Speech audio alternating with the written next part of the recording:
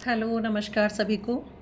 RPSC first grade paper first आज का जो हमारा टॉपिक है, जिस टॉपिक से रिलेटेड इम्पोर्टेंट क्वेश्चन आंसर्स करेंगे वो है गणेश्वर की सभ्यता।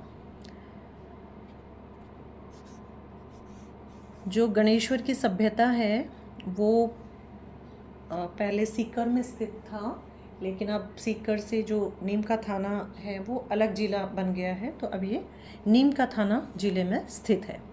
पहला क्वेश्चन है, गणेश्वर सभ्यता स्थित है, तो ये नीम का थाना ज़िले में कांतली नदी के उद्गम स्थल के पास स्थित है।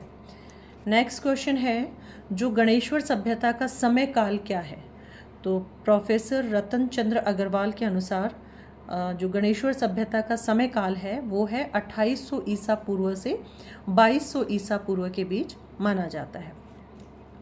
गणेश्वर सभ्यता के मुख्य उपनाम कौन कौन से हैं और कौन कौन से नामों से गणेश्वर सभ्यता को जाना जाता है, तो इसे ताम्रयुगीन सभ्यताओं की जननी भी कहा जाता है और पुरातत्व का पुष्कर भी कहा जाता है।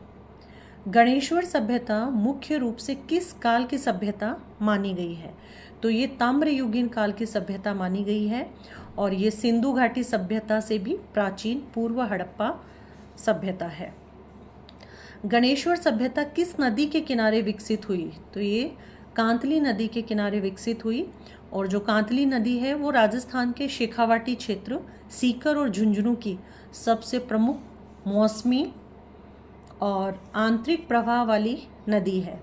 राजस्थान में बहने वाली आंतरिक जल प्रवाह की सबसे लंबी नदी कांतली नदी है, पूर्णतः आंतरिक जल प्रवाह वाली, और इसकी कुल लंबाई है लगभग 100 से 134 किलोमीटर।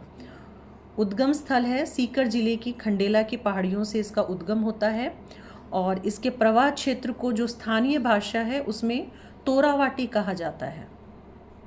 सीकर और झुंझुनू से बहती हुई अंत में चूरू जिले की सीमा के पास मुंडेल गांव के रेतीले धोरों में ये विलुप्त हो जाती है। झुंझुनू जिले में इस नदी के तट पे सुनारी सभ्यता पे विकसित हुई थी, जो प्राचीन काल के लोह युग से संबंधित है।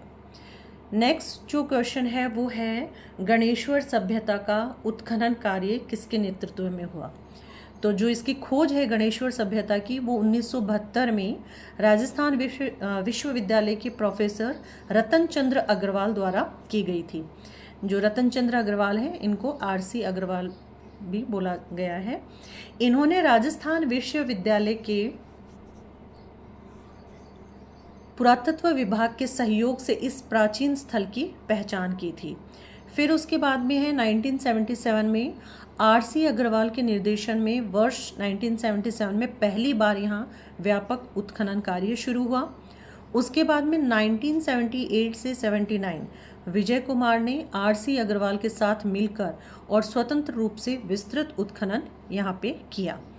और राजस्थान राज्य पुरातत्व विभाग के प्रयासों में doctor Harphool Singh Dhaka, H Shri Mishra, PL Chakravarti, इन विद्वानों ने भी विभिन्न सत्रों में सहयोग दिया है। नेक्स्ट क्वेश्चन है, गणेश्वर से प्राप्त मृदभांडों के बारे में बताइए। तो जो गणेश्वर से मृदभांड प्राप्त हुए हैं, मृदभांड यानी मिट्टी के बर्तन, उनको कपिशवर्णी या कर्पणवर्णी कहा गया है और अंग्रेजी में उसको ओसीपी बोला गया है। हल्का कथई या गेरुआ रंग होने के कारण इन मृदभांडों को कपिशवर्णी भी कहा गया है और ये जो मृदभांड हैं ये काले और नीले रंग से अलंकृत थे। गणेश्वर का धार्मिक महत्व क्या है, तो यहाँ पे गालव ऋषि की तपोभूमि मानी जाती है इस क्षेत्र को, और यहाँ गणेश्वर महादेव नामक प्राचीन शिव मंदिर भी है। इसी गण प्लस ईश्वर से इस जगह का नाम गणेश्वर पड़ा। राजस्थान के किस सभ्यता स्थल से तांबा, हड़प्पा और मोहनजोदड़ो को भी निर्यात किया जाता था, तो ये राजस्थान के गणेश्वर सभ्यता स्थल से निर्यात किया जाता था, हड़प्पा और मोहनजोदड़ो को भी।